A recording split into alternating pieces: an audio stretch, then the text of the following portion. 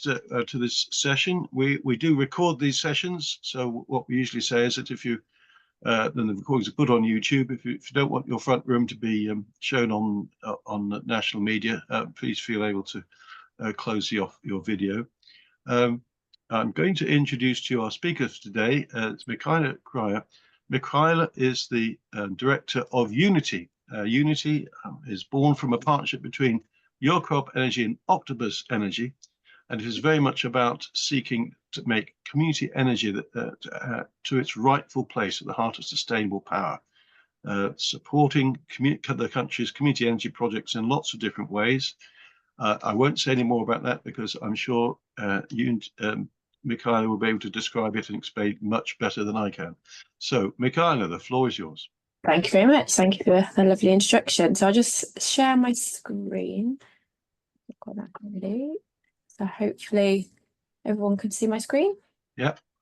Fab, thank you. Well, yeah, thank you so much for the invitation to join with you all today. I very much appreciate it, and thank you for Amanda for facilitating and first creating the introduction. So for context, as Andrew mentioned, yeah, my name is Michaela. I've worked at Unity for 3 years, and prior to that I spent my whole career in the energy sector over the last 15 years on the consultancy side, working for some energy global majors as well. So I'm very fortunate to have found the wonderful world of community energy. So Unity is a joint venture, so it's half owned by Octopus Energy and it's half owned by Mid Counties Cooperative. Amanda is one of the board members of Mid Counties Cooperative, hence the link there. So we're very fortunate because we still get, you know, very much the links into the cooperative world, the ethics and values of a cooperative, and many community energy groups are, you know, co-ops, community benefit societies, etc. So it's great to have that connection. And then having the other partner, Octopus have just grown by an insane amount really over the past 8 years. So it's great to be part of their growth, their tech, their voice, and to really kind of champion community energy within that. So yeah, the partnership works very well. We're also proud supporters of Community Energy England. We've been supporters of them for a number of years. So today I'm just going to talk through community energy, probably as if none of you have heard of it before. So apologies if I'm telling you things that you already know, but I thought it'd be good to just start from scratch. A little bit about what we do, our hopes and aspirations. The presentation definitely will not last an hour, but it'd be good to have some questions, thoughts, conversations as well at the end if that suits all. So I'll just jump straight in. So community energy, for those that may or not know, it's when a renewable energy asset is owned by a community, it's owned by people, ideally in their local area, for the community. So it's typically a group of people may get together and say, hang on, why hasn't that field got a wind turbine? Why hasn't that rooftop got a solar array? And then rather than waiting for a private company or developer to do something, it's that taking local action. It's very empowering. You know, big groups of people get together, they'll do the site surveys, and then when it comes to actually financing, when you need to pay for your solar panels, when you need to pay for your wind turbines or whatever, that group will do a community share raise. And there's lots of platforms and successes of how groups have raised that finance. But typically, you know, in the community, someone might invest £200, they'll get a return on investment. And how that community energy group generates their revenue is the electricity that's generated from that renewable asset, whether that's sold to the grid, that revenue will go back to the community energy group. Any revenue that will need to go back to the investors as a return on investment, or crucially, any surplus, rather than, again, it going to a private shareholder, it goes back to that community. So that community energy group will have a board of directors and they'll say, actually, in our area, we really want to focus on decarbonisation. So that's where we're going to put the money. Or we want to focus on climate education, or our area's got high levels of fuel poverty or whatever. So it's a very, you know, great on the ground grassroots action. And we've seen the success of, you know, we work with many local community energy groups, but then on the flip side, I don't know if many of you have seen like Ripple Energy. Ripple are, you know, a nationwide kind of a community owned asset. It's not based on a locality, but they're doing community energy in a slightly different way and having great success. So it's great to see the varying scales. There's no hard and fast rule of how one group should do things, but the aim is always to ideally get as much renewable generation as you can in that area that's owned by the people for the people. I'm going to share with you, if it's okay, a quick 1.5 minute video. Patagonia, they're the outdoor clothing brand. They're very ethical. They've sold their company to like charitable trusts. I'm sure many of you have heard of them, but they did a campaign a couple of years ago about community energy. So they did a wonderful video. This is just a trailer, but I think it really kind of sets the tone of why community energy is so powerful. And if you do like the video, you can watch the full 40-minute video on YouTube if that's of interest. So please shout if you can't hear it or you can't see the subtitles.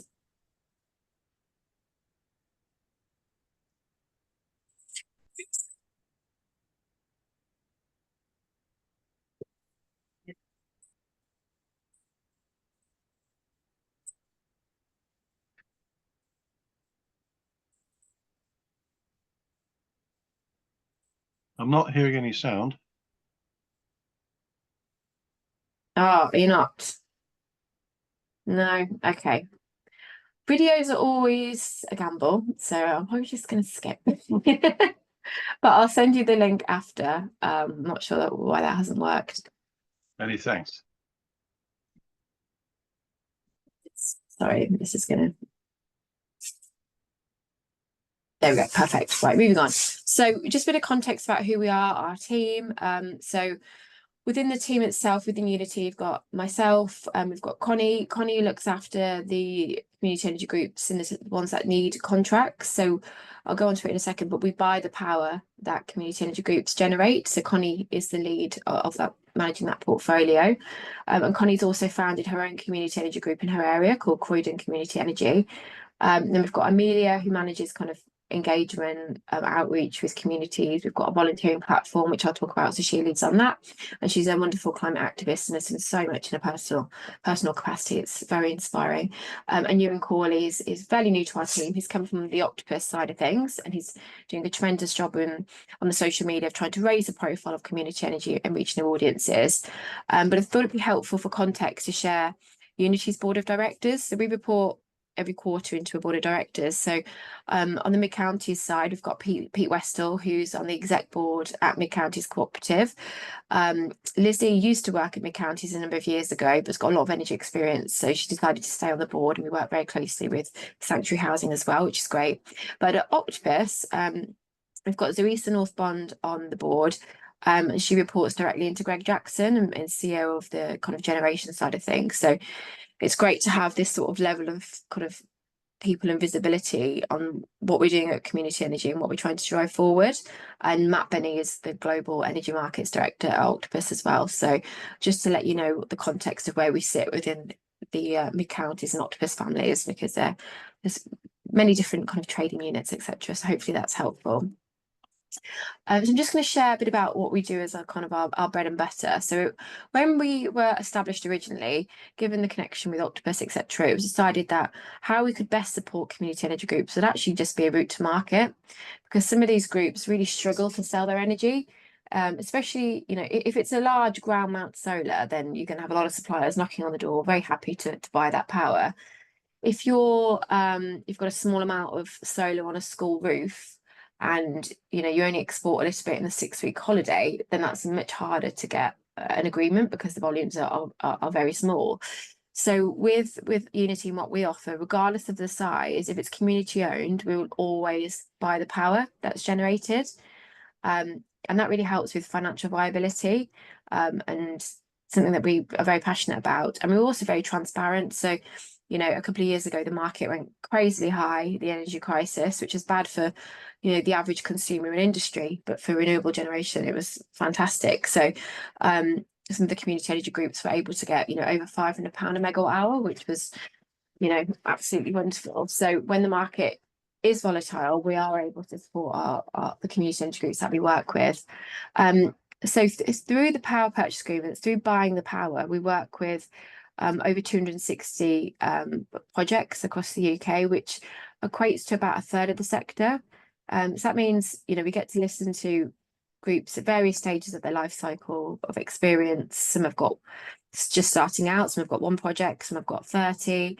And so creates a wonderful position for us to really hear what's going on and see how we can help and drive change forward. So this map here is a map of some of the projects that we work with. So the yellowy orange is solar, and as you can see, there's a lot more in the south, as you would imagine. The blue squiggle, that's hydro. So again, obviously Scotland, Lake District, Wales has got a lot of hydro around there. And then onshore wind is scattered around the country, obviously quite a bit more in Scotland. But we're really hoping, I don't know if you guys have, you probably have seen given your interest, but Labour have just lifted the effective ban on onshore wind. So that's very exciting for the community energy space. So over on this pie chart, we've got, you know, the breakdown of our portfolio by generation. So this isn't by capacity. So we've only got 26 wind projects, but if by volume, the wind would be a much higher proportion. Rooftop solar is 56%, but in terms of volume, that is naturally very small because you want rooftop solar to be used on site. So the 26, you know, on-site wind that we work, onshore wind projects that we work with, you know, we haven't really seen any new ones coming to fruition. So we're very excited for the sector to hopefully see some more onshore wind. And obviously there's a number of problems within the UK renewable sector, like grid, etc. But yeah, it feels like there's some change coming. So that's been a context of the core activity of what we do and how we try and help the sector. And again, from listening to groups and what the challenges, one big challenge that is very prevalent across the sector is it's a volunteer-led sector. It's 70% volunteer-led.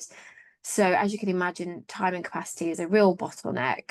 And the challenge we see as well, you know, at Unity, we do try and raise the profile of community energy. So we get to speak at panels and events, things like that. So people might say, oh, brilliant, how do I get involved in community energy?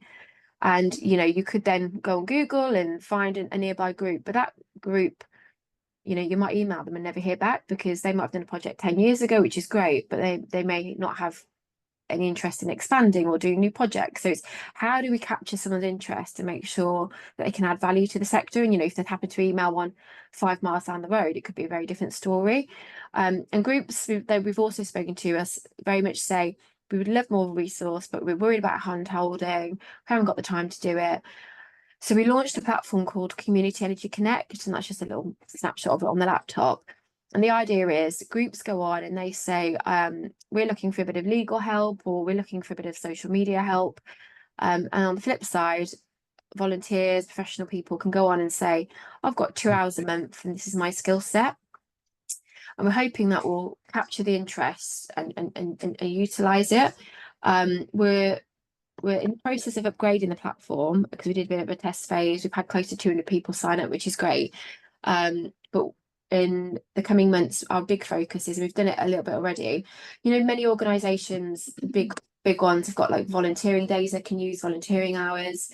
Some of these organisations are very interested in, actually, could we use some of our staff and put their volunteering hours towards community energy? So we're doing quite a lot of lunch and learns at kind of some of the big corporates. So that's going to be a big focus the latter half of this year. So if anyone's interested in having a little look at Connect or joining it or whatever, if you go on our website, unity.coop/take action, you can have a little sign up and browse there if that's of interest. Other things that we do, again, we try and say, well, what are the challenges to the sector and how can we help? So one of the challenges that kept coming up was access to affordable finance. So a share raise can take, you know, typically kind of a few months, but at the moment we know groups are struggling to do the share raises because of the Bank of England interest rates, and people just want to put it into savings accounts. So it's a bit tougher out there raising the cash within the community. So we've got a short-term loan facility. It's called our Kickstart loan, and we typically lend it out to groups to 6-9 months. And the idea is when they need to start a project, they need to pay the deposits for the solar panels, wind turbines, or whatever, they can use this loan to get the project going and then do the share raise at the same time, so the project doesn't stall. So we've got 1.5 million available. It is a revolving fund, so if one group took the 1.5 million, we need to wait for them to pay it back. But that 1.5 is very kindly come from Half of it's come from Mid-County Co-op and half of it has come from Octopus. So last year we lent out £1 million to Bristol Energy Co-op. They installed the largest community-owned rooftop solar array in the UK. It was a 1 megawatt installation. So that really helped that project move forward. So we've got a few applicants at the moment that we're reviewing for this year. So hopefully we'll be supporting some new projects in the coming months, which we'll be able to share. And then with community energy, obviously, you know, renewable generation is one aspect, but the social impact side is really important and kind of, you know, stems it apart from, you know, a private development. So since inception, we've launched some grant funding. So our latest round of recipients, so we've distributed 65k to over 20 groups since this grant fund started. And it's really focused on how can we help groups. It's small amounts of cash, you know, a couple of K, 3k here and there, but it's to really help the groups with their kind of the grassroots local impact. So this is our latest round. So we distributed this, I think actually this week. So these were the winners. We had about 20 applicants. We've got an independent judging panel. They look through. So just to give you a bit of flavour of what the groups do and, you know, what they use their money for. So North Kensington Community Energy, they've done some really great workshops, educational ones called Voyage to Repower. And that's the idea, is to help young people develop skills for green jobs. And, you know, a couple of K from us has really helped kind of, you know, get that off the ground. Rousset, they are developing a sharing shed. So, you know, I guess with the environmental work that you guys are also interested in, you've probably seen a number of these things, but this is also what, you know, some of the community energy groups do. Energy Garden is a fantastic community energy group in London. And they're really interesting because they have worked closely with like Transport for London, and they've tried to put solar panels around some of the overground stations and some of the depots. And then they also try and transform some of the overground stations by creating an actual garden. They'll grow hops and, you know, produce for the local area, and then they get lots of younger people and on the ground kind of volunteers. So it's a very impactful program. So they've got a wonderful youth training program. So our grant has contributed towards that. And lastly, we've got Amal Tawi. And they are delivering some workshops on some of the basic topics like digital literacy, household repairs, because they work in some of the kind of more socially, economically deprived areas in Wales. So that's very positively received. So that's just a bit of a flavour of some of the, as well as the generation side, some of the social impact work. And something actually I should have mentioned slightly earlier, I need to add a slide on it. The power that we buy from these community energy groups, we do ring fence that energy, and it is put into a community power tariff. So it's called Your Co-op Energy. And if a domestic customer wanted to go onto a tariff that's 100% backed by community-owned renewables, that's the only tariff in the UK. So that's called the community power tariff. So originally the Power and Communities Fund was every person that signed up to that tariff, we put £10 aside, and that contributed towards this grant funding. So that's definitely worth noting.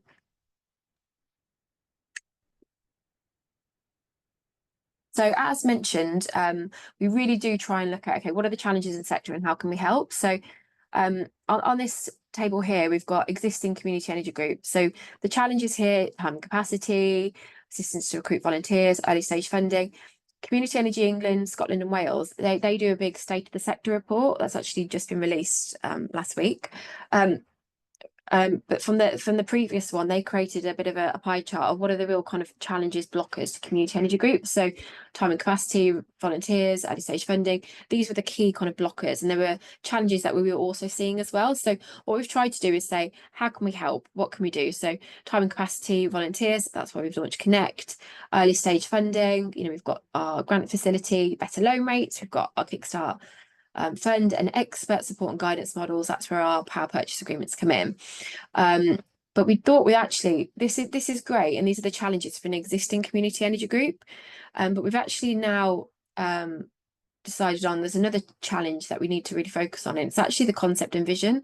If you don't know community energy exists, then that's the ultimate barrier. Then, you know, and if it's not prevalent in your community, then the barriers of kind of funding, etc., are kind of not applicable. How can we help some of these areas that actually don't have community energy and really need it?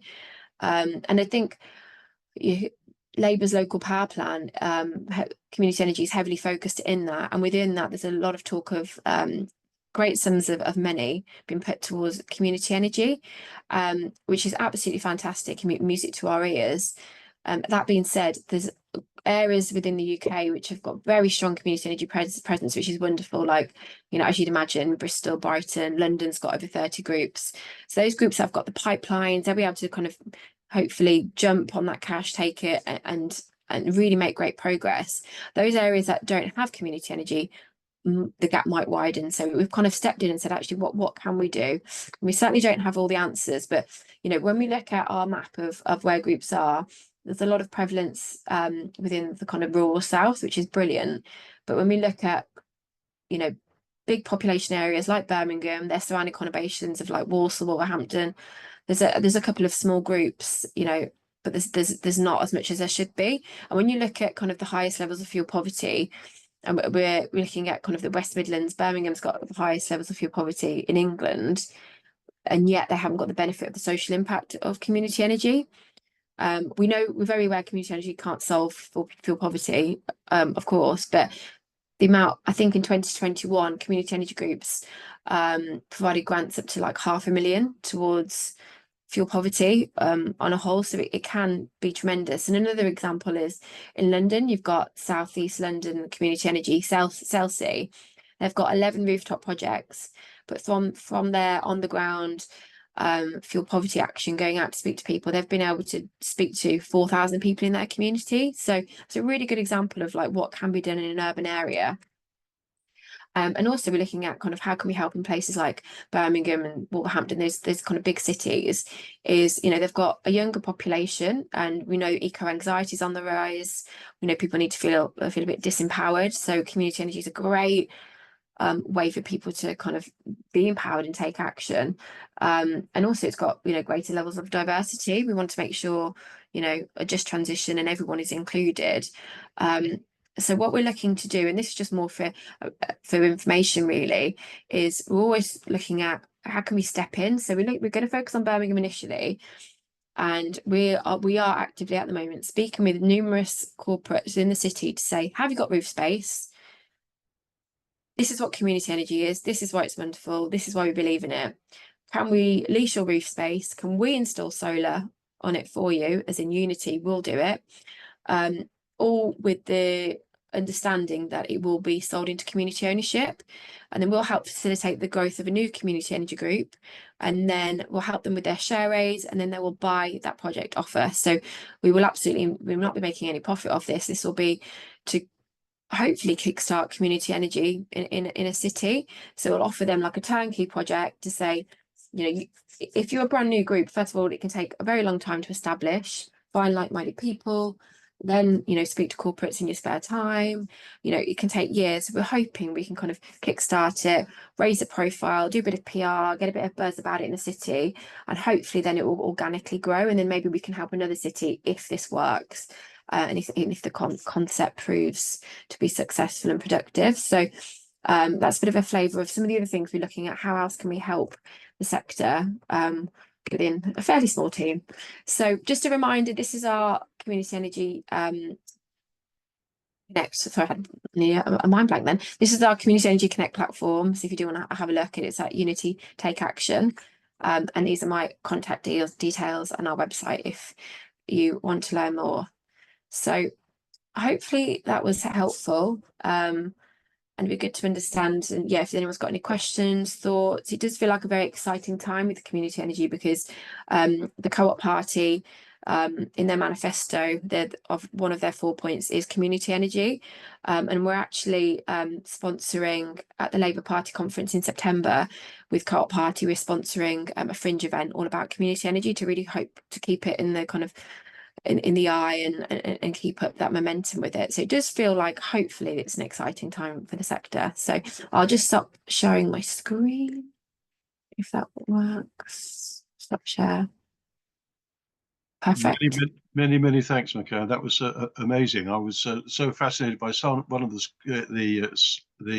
slides. I was trying to get a snapshot of it, but fail to get my fingers working in time, if you're able to send us the presentation that we can share with the recording, that would be brilliant. Yes, Great absolutely. stuff. And so many great things in there, not least about your volunteering streaming, which I thought was a brilliant idea. Cara, you have your hand up to ask a question, and then it'll be Mike. Thanks, quite a few. Thank you very much, Michaela. Second time I've heard Unity speak, which is great to hear what you're doing, and links with Octopus Energy too, which is becoming quite a well-known brand, I feel. So I have multiple hats. I actually am a director of a community energy entity in Somerset, as well as being involved in councils. So I've got a couple of questions, if you don't mind.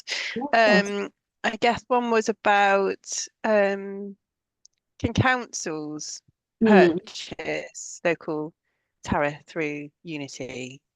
Because you mentioned individuals and householders, but I don't know if that also extends to kind of corporates. Yeah, good question. So with the power that we buy, it equates to about the equivalent of 60,000 homes.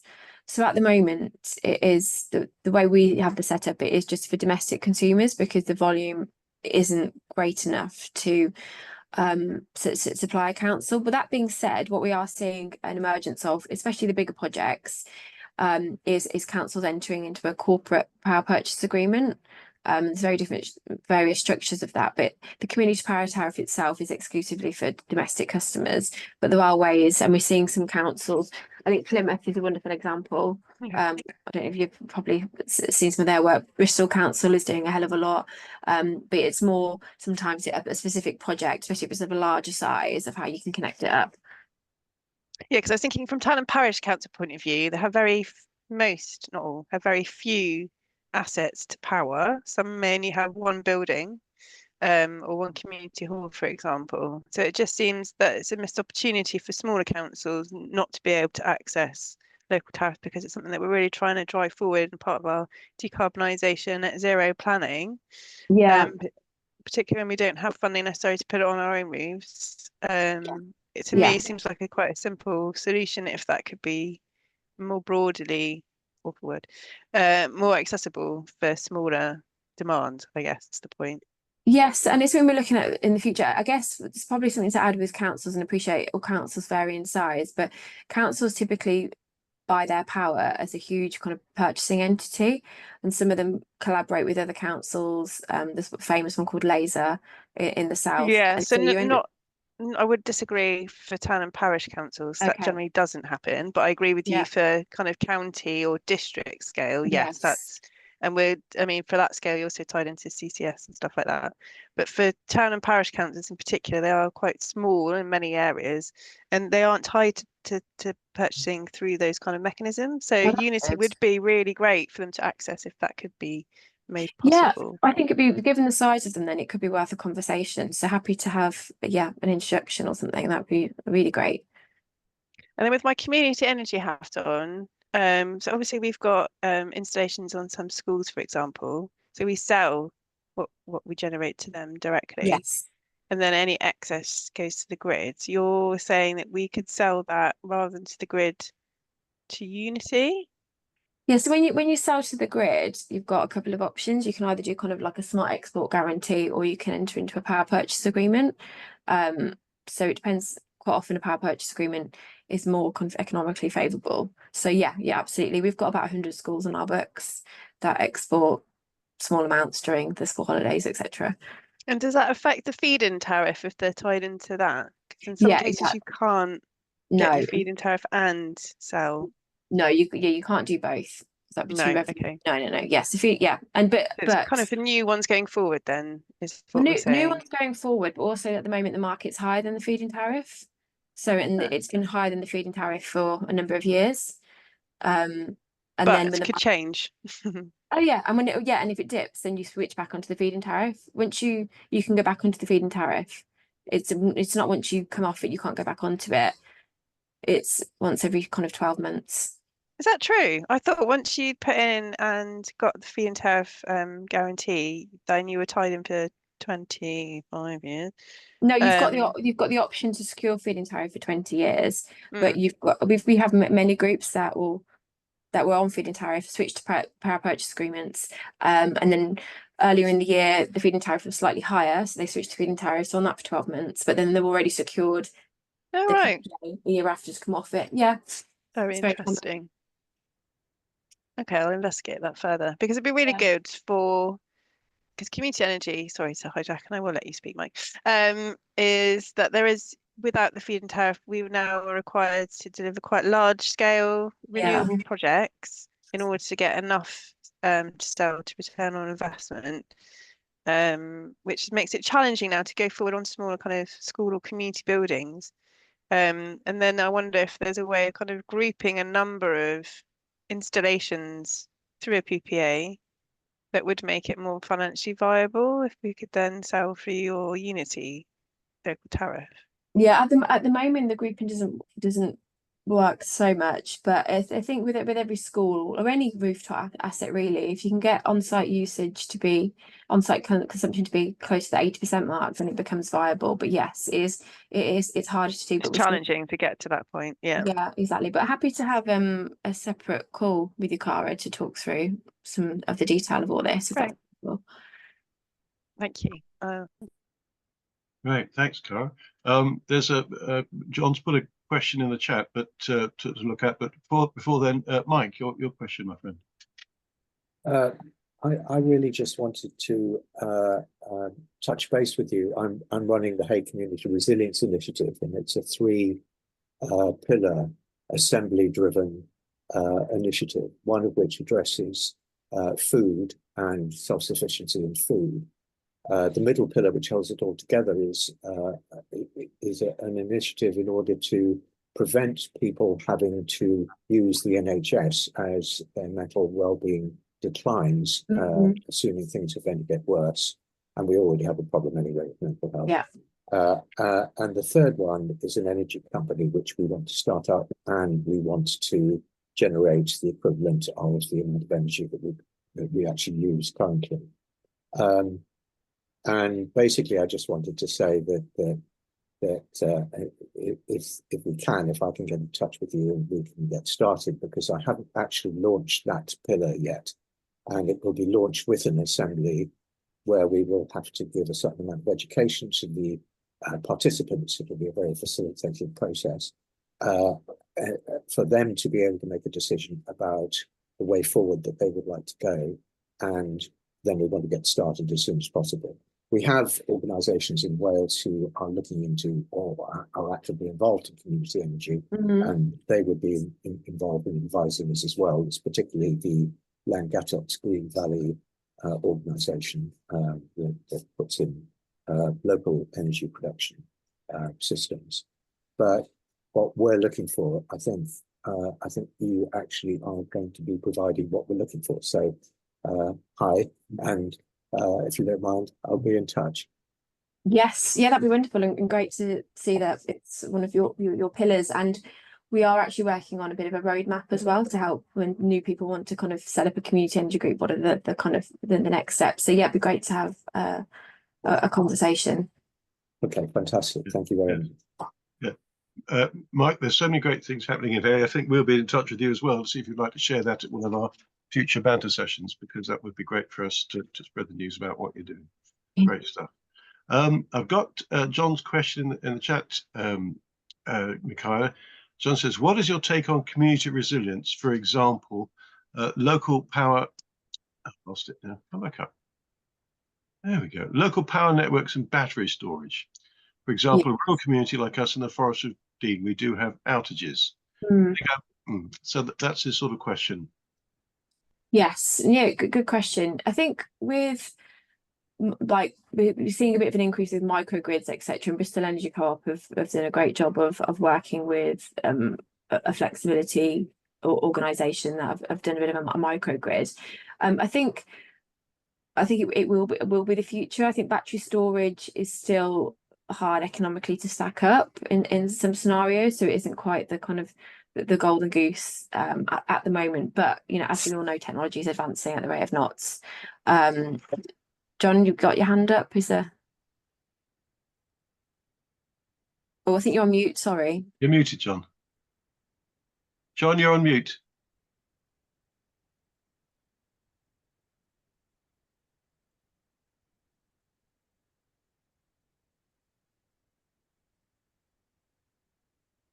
Okay, he's working on it.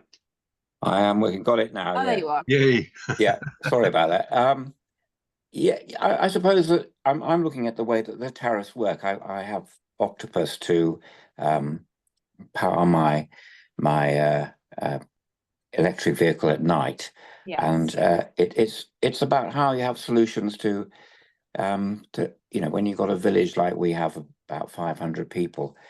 How are you going to actually sort of put in electric chargers, for example? We had great problems that the village didn't have a good enough supply to actually power all the cars if everybody converted to electric vehicles. And that's why I'm looking at sort of the solutions that you make on a neighborhood basis, really, to help people out, to store energy, and to have the tariffs that make electric vehicles attractive. Yes, I'm on one of the Octopus electric vehicle tariffs as well, and they are good at charging during the night when the electricity is cheaper. But in terms of our involvement at Unity, wouldn't be to roll out kind of an EV charging program. It's more if there's a community energy group that wants to install chargers in their local area, then we will try and facilitate and make connections and focus on that. But our role is certainly not to roll out EV chargers and that sort of stuff. I mean, there's so much that needs to be done in the energy space, and there's so many different avenues. But because our focus is on supporting community energy groups, if 20 community energy groups were coming to us and saying we need to install EV chargers in our area and this is what our plans are, then that would probably be a real focus for us. But we've only had a couple of groups that are looking to do that, and we have tried to offer support. So there's also a balance of what do the groups need from us and what are they asking for versus what can we deliver, because what we don't want to do is kind of tell community energy groups what they should be doing or shouldn't, or what their focus should be. But yeah, you're right, we need infrastructure change. And I think with villages, John, what we've seen that's been really interesting is villages that are based that have oil for heating. There's a famous one called Swatham Prior that managed to get their village off oil, and they're connected with the local solar farm, etc. So that's a really great example of what can be done. And I think that's probably the number one challenge, is getting some of these villages off oil more than anything. Thank you. Yes, that's great. Yeah. Thank you. Power, I think you wanted to add in something here. Yeah, sorry, thanks. It was another two-pointer. One was about engaging with other organisations that support community energy. So joining up networks like Centre for Sustainable Energy, which is now doing national support on increasing energy efficiency and decarbonisation. With they've got an amazing planning toolkit to engage communities and local town and parish councils, that's very much community led at that point, rather than feeling like something's just sort of being swooped in to take advantage of opportunities. So it's kind of making sure that we're all joining up forces for this, because it then goes on the back of the previous John speaking, saying about opportunities, particularly in the southwest. So noted, you're looking at areas that already don't have many community energies, but for example, the southwest, Somerset and around are really struggling to be able to deliver. So although we've got appetite and more community groups starting to deliver renewable energy, when it comes to the fact of being viable in terms of grid connection, we find it's almost impossible. So again, building unity into that network with others to then be able to kind of lobby upwards to release and reduce some of those barriers would be really helpful. Because there's nothing worse than getting everyone whipped up and really excited about opportunities, then find infrastructure failure is not going to enable us to do that, and how then we don't want to disappoint people. So I just kind of wondered how Unity would be kind of working more closely and engaging those other community energy networks and support organisations to build that critical mass, so that now that we've got the new government saying the right things, what we need them to do is urgently make those system changes for us to deliver community energy at pace that links in with retrofit. Because similarly, it's great that Swatham could do that because they were off gas grid, so to speak. So, but that puts more pressure as we all electrify our heating and transport. This kind of goes hand in hand with renewable energy opportunities for that demand profile that will make it easier. And so shoe boppers on. Please be quiet, Cara. I just wondered what opportunities there are to kind of do that networking, enhance that data, so then we can feed back and lobby for fast change. Yeah, absolutely. No, I think it's a really good point. So we work closely with the likes of like Regen and obviously Community Energy England, etc. But I think for the Centre of Sustainable Energy, that's a really good call out, and we could and should be doing more with them. So if you've got any key people that you think we should be speaking to, Cara, any introductions would be very welcome. And I think, yeah, you are absolutely right. And that's why we're seeing such a growth of rooftop solar, because of good connection issues, etc. But I think we know there's a lot of grid reform that needs to happen, and looking at the heat maps of certain DNOs and what's available and what's not. And I think from a policy perspective, I mean, we submitted our response to the barriers to community energy, and grid formed part of that response. Also within Octopus as well. Octopus obviously do a lot of kind of policy, etc. And something that they're really looking at is kind of more the systematic change, because at the moment, like you say, Cara, like projects that are stalled, things can't happen because of capacity and various stuff. So Octopus are looking at something called like locational pricing. So at the moment we've got the one UK grid, and if you put a load of wind turbines in Scotland, there's no incentive if you were to build like a brand new factory to build it anywhere near electricity generation. So we've got electricity traveling up and down the country. There's no kind of connectivity to make kind of coherent decisions what's best for the grid and the system. So locational pricing would change that, and it's in another country. So that's a sort of policy that Octopus are advocating for, which in turn should, in theory, help support community energy groups as well. So there's a lot to be done, but again, just feel like, and hopefully not a bit of an optimistic time with the change of government. Fingers crossed. But yeah, thank you, Cara. Thanks. I'm glad and there are things we understand that the national grid is not a perfect connection around the nation. There's also, I was at a parliamentary reception earlier. There was a very small person attending. I wasn't speaking at it, about the legislative changes that may be required in terms of, there was an electricity bill which was looking to make it easier for people who generated electricity locally to sell it locally. So I'm aware of those two particular twin issues. Are those the main issues, would you say, Michaela, in terms of preventing this sector moving forward? I slightly disagree on the local energy plan, only because of the bill as it stands hasn't moved forward. And I think that's because, I mean, obviously it'd be great for communities to be able to supply their local community. I think we'd all want that. With that bill in itself, there was a few kind of question marks a little bit around the detail, and this kind of regulatory reform that would need to happen to allow something like that to actually move forward. So I think there's quite a few reasons why that didn't progress, because what we don't want is just to be able to put an aesthetic badge on something to say, oh, that's locally supplied, but there's no cost benefit, or which in the current rules and regulation of the UK energy market, that's exactly what it would be. So yeah, I think we get asked a lot, people would love to supply locally, but yeah, the kind of a deeper regulatory framework needs to be amended rather than kind of a sticky plaster, I think, personally. But yeah, I think the biggest barrier, I think we all know the feed-in tariff was wonderful and created that budget certainty. So, Cara was speaking about feed-in tariff earlier, and what that does mean, if you're doing a financial model, you always know you can get that guaranteed price. Yes, you may come off it to do power purchase agreement and get more, but you can get that guaranteed price, because there isn't that guaranteed bankability for the next 15 years, and that is a bit of a barrier. Grid is always one. We spoke with one group a couple of weeks ago. They want to do a ground mount solar, quite a big project. It's got planning, it's got everything, but they can't get grid till 2037. So these are the kind of the real issues that we're seeing. And I think just awareness of it as well, that I think the profile needs to be greater of community energy. I think once you hear about it, you can't not like it, really. So we just need more people to know about it and advocate for it. I'm also thinking I've been drafting some letters to the new government ministers on the basis that the sooner we get all various ideas in, the better. So that's something that we can go forward with.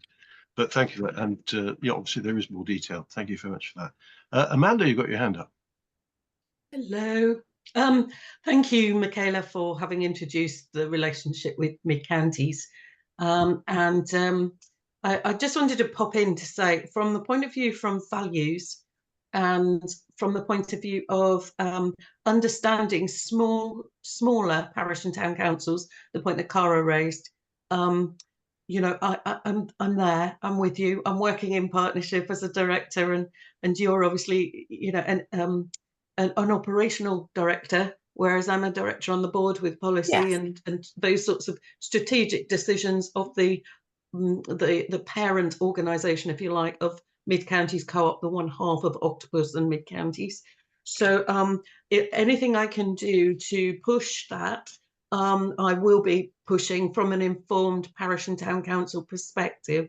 So just wanted to pick up on Cara's point, but also, Michaela, please use me from that perspective. I'm you know, trained as a parish and town council clerk, as well as being a parish councillor, and understanding some of those features. Having said that, I'm not in a parish that does much yet actively in relation to operationalising climate related projects, but we've got a desire, but we're right back at the early days. And I think Cara, Mike and others that are on this call really are the operational knowledgeable people. And then from my perspective, I also wanted to say, as I put in the chat, about co-op MPs. And I think most people on the call will know, but for anybody that doesn't, I put it under the category of no silly questions, or no questions are too silly to ask, let's put it that way. And obviously co-op MPs are one and the same thing as because they're co-op Labour MPs. So they are, and as I put in the chat, sorry for the groan, but they are in power. So can easily be lobbied, contacted, connected with, pushing on open doors there. And again, if access through the co-op party can help, then please let us know how. But I'm sure that through Pete Westall, who you showed on the slide from Mid Counties, we have the ear. If we can help more, let us know. And then finally, what was the other point I made? Oh, do you know what? I'll just leave it over to other people.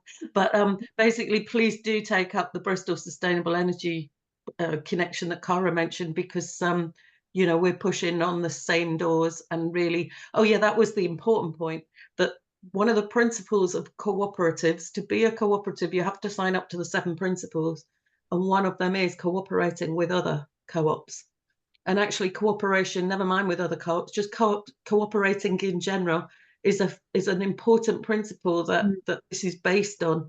So I wouldn't see anything as being commercially, if you like, competitive, and therefore not possible. On the other hand, obviously Octopus is a commercial venture, so it's just about finding ways to make this work and join up those connections that are being offered.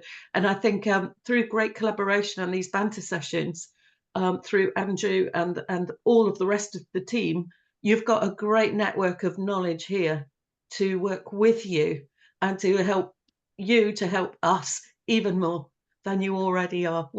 And thank you for your presentation. No, thank you, Amanda. Thanks, Amanda. Yes, we must all switch on our MPs. Absolutely. Mike, just to join the groans. Indeed. One of the things I was wondering about is this new energy company comes in. It sounded from what Ed Miliband was saying that it was, in effect, going to a local community and saying, we will install renewable energy generation in your area, and we will give you a minuscule amount of profit that we will, as a government, take from this adventure. And what concerns me is that we may not be able to actually own our own energy generation systems. Does anybody know if that is the case, or if I'm hopefully barking up the wrong tree? I think from what I've seen, it's still extremely light on detail, but I think that's a fair summary from kind of what I've seen as well. But I think there's a lot still to come forward.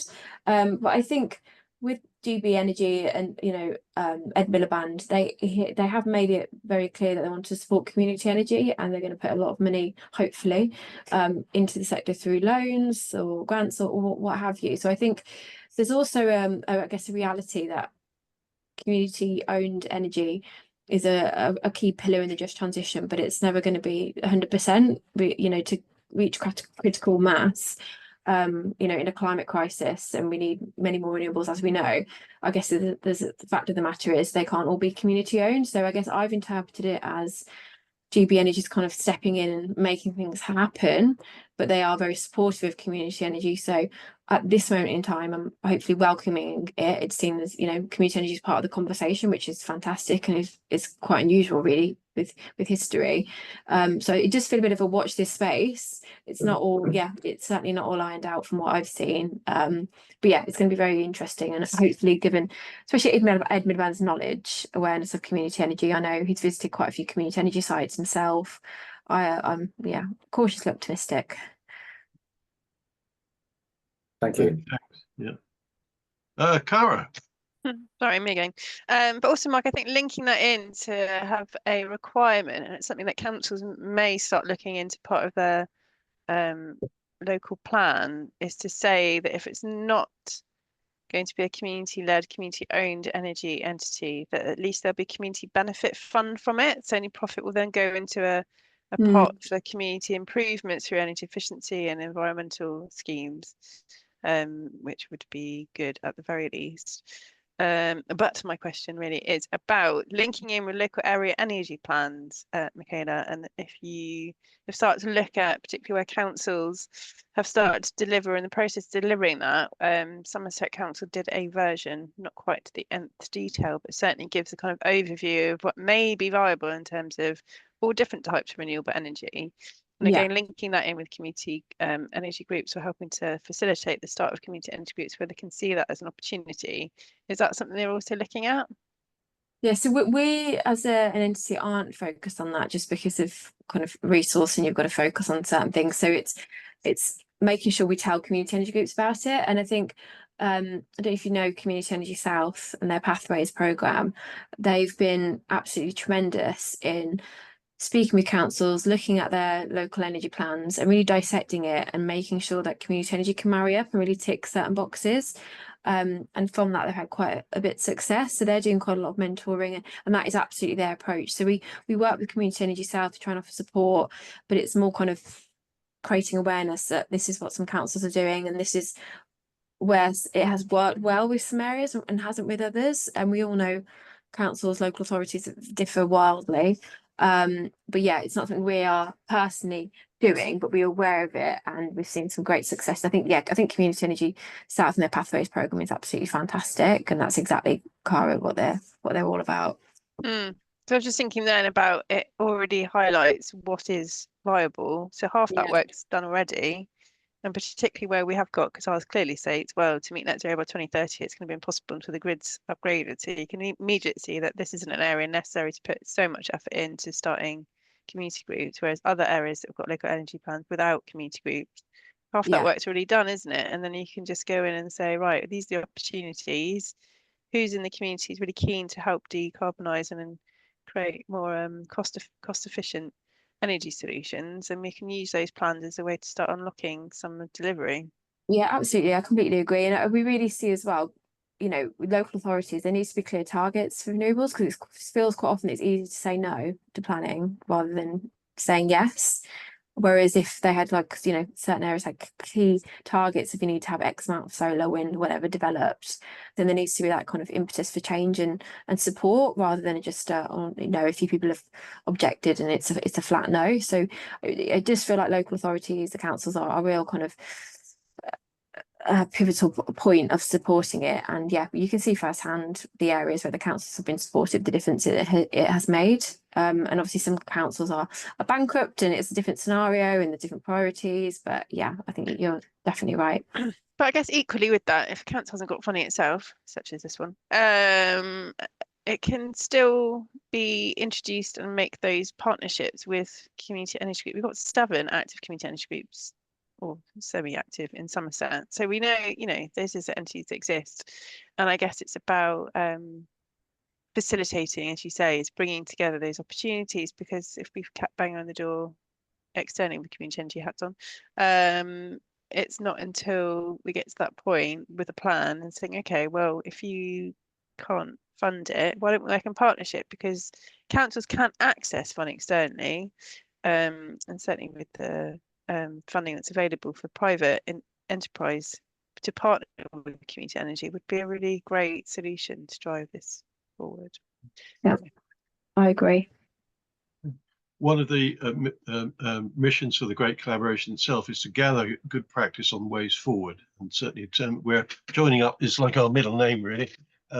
Getting people to work together is so much important, and at all levels of the current issues that we're facing. I have spoken with Community Energy South that they have an ambition to have community energy advisors across the whole nation. They haven't got there yet, but they're working on it. They've got happening in East Anglia already, which is where we're, interesting enough, having our part of our extended service. So I think there are things that we can keep doing that in, and I think continuing to join up. And it's great that these sessions can be a bit of a fulcrum for that and getting people to come together. And we're very pleased to be doing that. Right. Well, we've had a great session here today. There will be some more to come. I will be contacting Mike about giving a talk about AOY at this event. We're having some, I'm in the chair for these events for the next 4 weeks. And so any suggestions or ideas for speakers or anything people would like to hear about, please let us know. Michaela's just putting her email in the chat, I'm sure, so that we can talk about that. I'd like to thank Michaela again enormously for her presence here today and bringing the knowledge and information that she has to us. Amanda, you've got your hand up. Do you have another question to raise? Well, it was your point that you just said about speakers. Could I just take a straw poll from people, or from you, Andrew, as chair, whether a speaker who's very knowledgeable on climate anxiety, but very much at the local level, it's not way above an academic and what have you, it's very practical and very community sort of oriented. Would that be of interest? Yeah, that sounds good. Right. Yeah. Her name's Linda Aspey. She's in my area. I think it's Morton in Marsh area. And I can pass on the details and talk with you separately, Andrew. Thank you. Yes, please do. Yes. And I think it was been said earlier, I think Michaela mentioned earlier today that young people in particular are getting more concerned about this. And of course, as we know, people of all ages can see that there's something needs to happen, but they don't necessarily know what to do next. And again, these are all things that we're very keen to address from the Great Collaboration. Great. We've got some great chats. The chats obviously will be shared as well as the recording from today. So many thanks for all the points made in the chat. I don't think there's any sort of questions from there. I'd like to again thank Michaela for coming to see us today, and we will be in touch. And I'm sure there are members of people here who will be in touch with you very soon about some of the things you've raised. Thank you very much, and thank you everybody for coming. Thank you. Thank you.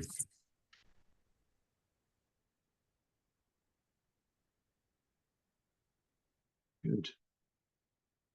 Thank you. I'll email you, Mike.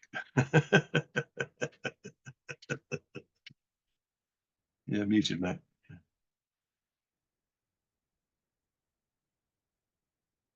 Good.